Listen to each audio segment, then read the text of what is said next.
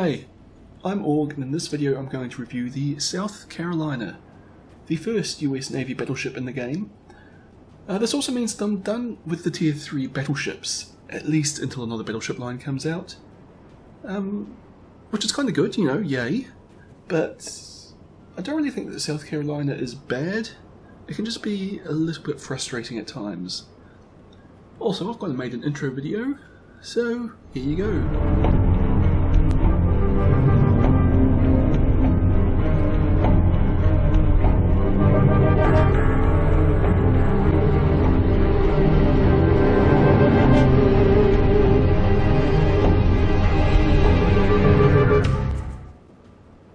So tell me how you like that. I'm not sure if I'll actually keep it or not, but whatever. Anyway, there were two South Carolina class battleships built, the Michigan and the South Carolina. Occasionally this is known as the Michigan class, as the Michigan was launched first, which is useful to know if you're looking into the World of Warships game files at any point. The South Carolinas were the first dreadnoughts in the US Navy, and were designed at the same time as HMS Dreadnought, although the US ships were only laid down a month after Dreadnought was launched, that's probably what I'm looking for. The design of the South Carolinas is very interesting because it shows the tension between naval designers wanting to create an advanced ship and the government which wanted a more cost-effective ship. In this case, it created a fairly effective ship for 1908, but it did not have the capacity to be useful even a short time later. The main restriction imposed on the South Carolinas was weight. They were restricted to a 16,000 ton weight limit in order to limit costs. The designers chose to trade firepower and armour against speed. The South Carolina's maximum speed was only 18 knots, while most other first generation dreadnoughts had a speed of 21 or 20 knots. This may not sound like a big difference, but it did end up being the bane of the South Carolina class. Offsetting this though was the revolutionary nature of the main armament, in particular the super-firing turrets. The South Carolinas were the first dreadnoughts to have turrets placed directly behind the bow and stern turrets and raised to fire directly over the bow or stern. It enabled both turrets to fire forward or backwards, while still allowing all turrets to fire on the broadside. Critically, this allowed an 8-gun broadside to be made with only 4 double turrets, while the Dreadnought and the Kawatche with wing turrets required 6 double turrets to get the same firepower. The secondary armament was cut right back as well.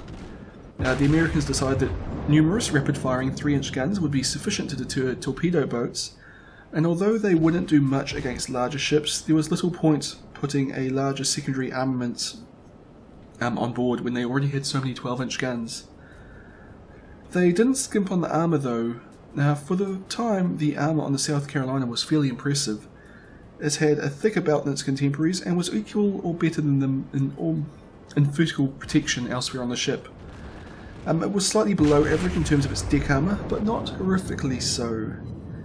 The armour of the South Carolinas made up almost a third of the ship's weight. So yeah, these ships, they were tough and they were powerful, but they were slow.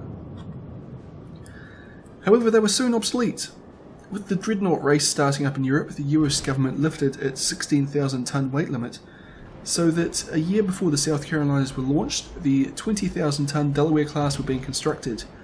These ships had a 21 knot speed, 2 more 12-inch guns, and their secondary armament caliber had been bumped up from 3 inches to 5 inches. Those ships were commissioned into the Navy the same year as the South Carolinas, followed by a number of other superior US dreadnoughts and super dreadnoughts. Not surprisingly, considering they were basically replaced a few months after they were launched. Well, superseded is probably a better word. Superseded a few months after they were launched. The South Carolinas did not see a lot of active service. They spent the years between 1910 and the First World War policing the US's colonial interests in the Caribbean, including hanging around Veracruz after the invasion, in case the Mexicans tried to gain it back by force, and hanging around Haiti after a president there was exiled to the United States. When the Great War started, they patrolled the US coast, and even after the US entered the war, this was kind of the extent of their involvement. They were simply too slow to be useful in Europe and would have proved a bit of an impediment to the British Grand Fleet in the North Sea. Instead, they patrolled looking for commerce raiders and occasionally escorted convoys to Europe. They also got to take some soldiers back home after the war, but 8 years after they entered service, this was the limit of their usefulness. It should come as no surprise then that these ships were scrapped early in the 1920s so the US could meet their treaty limits. In the world of warships, the South Carolina is powerful at Tier 3, but very weak if it's in a higher tier match, which will really annoy you when it comes time for you to play in a higher tier match. The speed is the biggest weakness of this ship. Stocker gets a top speed of 15.8 knots, which is simply inadequate even at tier 3. The only ships slower than this, or actually the only ship slower than this, is the Langley class aircraft carrier. When stock, you will take a long time to get into the battle and will therefore struggle to influence things. Thankfully, there is an engine upgrade available which increases your speed to 18 knots, which does make a lot of difference, although it is still very slow. In terms of maneuverability, it is fairly alright. The rudder shift time is slower than the competition, but the South Carolina does turn very tightly, which enables effective switches from angling your armour to firing your broadside. In terms of firepower, the South Carolina is roughly equal to the Kawauchi. Both ships get a broadside of 8 to 12 inch guns. However, the South Carolina gets an 11.2 kilometer range compared to the Kawauchi's 9.8. Unfortunately, this range advantage isn't all that useful since these guns only really become accurate at around the 6 kilometer mark. The South Carolina can also fire slightly faster than the Kawauchi, and its armor-piercing shells do slightly more damage. On the other hand, the Kawauchi has better high explosive shells and can fire a broadside at a steeper angle than the South Carolina, minimising its profile to the enemy. In fact, the South Carolina has fairly poor firing arcs for its guns. The target has to be at least 45 degrees off the bow or stern to receive a full broadside. By comparison, for most ships this is 30 or 35 degrees. The secondary armament on the South Carolina is also worth mentioning, if only to say it is almost worthless. The 76mm guns fire high explosive, but will usually bounce off the armour of enemy cruisers and battleships. They're only useful, basically they're only useful against enemy destroyers.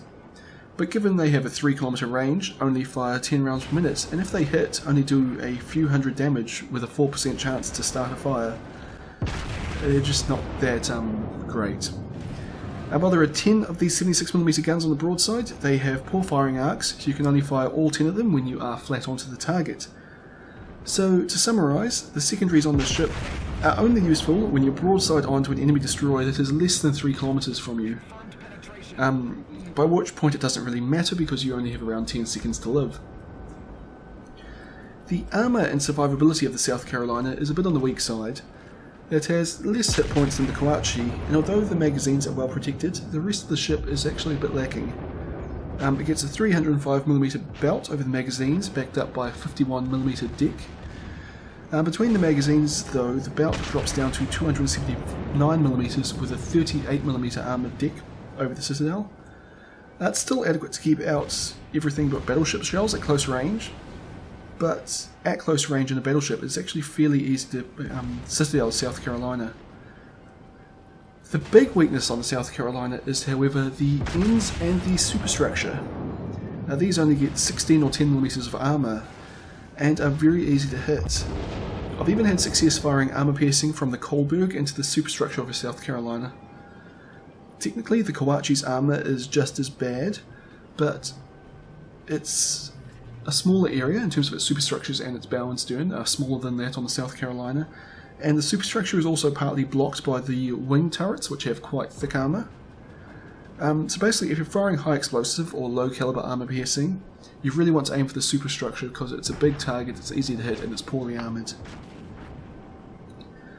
I actually did fairly average in the South Carolina. I had a 52% win rate after 25 games, averaged 1.3 enemy ships sunk per game, By comparison, in the Kawaichi, I had a 68% win rate and averaged 2.1 enemy ships sunk per game. So perhaps it isn't surprising that I prefer the Kawaichi as my Tier 3 battleship, with some caveats. I think that the Kawaichi is much better in the traditional battleship role of killing cruisers. It has more hit points to absorb high explosive and fire damage, and its weak spots are harder to hit for cruisers. Against destroyers, I would rate them roughly equal. The secondary armament of the Kawaichi is much better, although still too short range to be really useful. But the South Carolina turns tighter to dodge torpedoes, so I feel those two kind of balance each other out. However, when fighting enemy battleships, I would rather take it as South Carolina. The tight turns means that it's possible to conceal your citadel for a larger percentage of your reload time when turning to fire a full broadside. You will get used to turning your rudder well before you want to turn, because the shift time is quite high. The armor-piercing rounds on the South Carolina are a little better than the Kawaichi as well.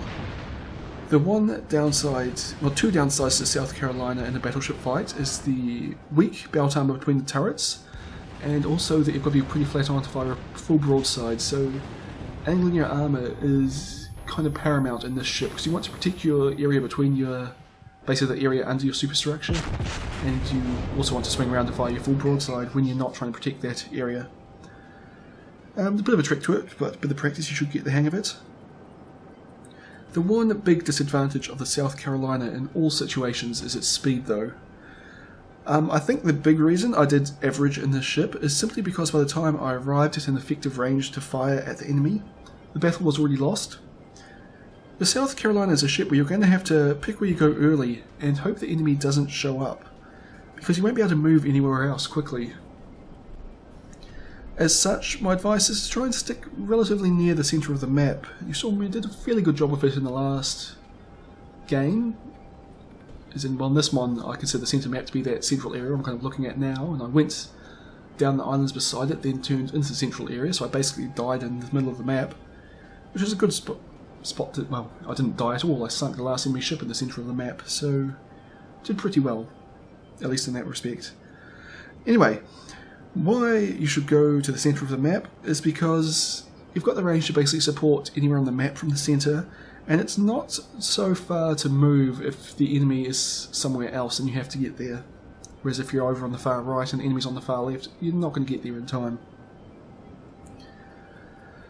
My tactics in the South Carolina are quite similar to those I used in the Kawaichi.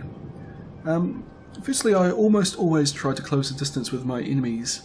I consider the effective range of these guns to be about 6 kilometers or so I tend to sit around that range or closer when engaging an enemy. The exception, of course, is anything with torpedoes. Also, when you are outnumbered, I found it best to withdraw. The enemy will eventually catch up with you, but your long-range harassing fire will do some damage, and they will waste a lot of time chasing you down. Hopefully your team will use that time to sink some enemy ships or come to your assistance. Second bit of advice is angling your ship. When closing with the enemy, keep your bow pointed near them, and only swing the ship around when it is time to fire your guns. This minimises your profile, making you more difficult to hit, and maximises your armour. It also has the bonus effect of altering your course every 30 seconds or so, making you difficult to hit with long-range torpedoes. Your rudder shift time is around 14 seconds, which means you will get a bit of practice about when to move your rudder. When I was paying attention, which I usually wasn't, I would start my turn with about 15 seconds left on the reload, then swing the rudder hard in the opposite direction when my turrets were almost on target. Because of the poor shift time, you will still be turning in the first direction for up to 7 seconds after telling your rudder to go hard in the opposite direction, which should be sufficient time to get your guns on target and fire a broadside. Third tip is don't be scared to use high explosive, especially against protected cruisers. These low-tier ships have very weak armour above the waterline, so armour-piercing shells are almost certain to over-penetrate and only do 800 damage or so. You will occasionally manage a citadel against them, but it's generally better to take high explosive damage against Tier 2 cruiser or the Kolberg. Likewise, fire high explosive at destroyers and try to keep away from them as best you can. If you can predict when torpedoes are coming and from what direction, they are fairly easy to dodge, but your rate of shift time will let you down if you wait until you see torpedoes before dodging. Your biggest threat at Tier 3 is the Wakatake. Since this has the ability to fire torpedoes at you while it remains undetected. The easiest defense against the Wakatake is to have a friendly ship at least a kilometer away from you in the direction the Wakatake is likely to attack from, which will negate the stealth attack ability of the Wakatake, and your ally will also spot the incoming torpedoes sooner. And as I said, also changing your course every 30 seconds is actually probably sufficient, a bit quicker if you're really a bit paranoid. Yeah, it's actually really frustrating if you're in a destroyer. You launch like a perfect stealth torpedo attack, and then the battleship you're aiming at just does a slight 5-degree turn, so the torpedoes will just miss it. It will annoy your opponents and probably get them to make mistakes, and you don't take any damage. And all you've got to do is just push Q or E for a little while every few seconds, or every 20-30 seconds. The ship I most like to see in a St. Louis or a Tenru at The ship I most like to see when I'm in South Carolina is a St. Louis or a Tenru at medium range. Those are both very easy to citadel with armor-piercing rounds, and the St. Louis at least will quickly melt under armor-piercing fire at close range. The Tenru has torpedoes, so if it's within a few kilometers it is fairly dangerous, but otherwise a slight turn during your reload will keep you safe from torpedoes, as I said. And yeah, the St. Louis is just great to shoot at because it's got enough armour that your shells aren't going to over-penetrate, but not so much that's going to keep your shells out. Of course, the biggest risk to a South Carolina is getting in a Tier 4 or higher game. This is a slow ship that relies on getting close to its targets to do damage. In Tiers 4 or 5, it doesn't have the speed to get in close enough to be effective before it dies to the more accurate enemy gunfire. In those situations, I'll just advance and try to do what damage I could, even though most of it was long-range fire, which is as dependent on luck as it is on skill. And I think that's everything I have to share about the South Carolina, so let's just talk about what's happening in this game. It's fairly even at the moment, 5 ships on my team to 4 on the enemy team.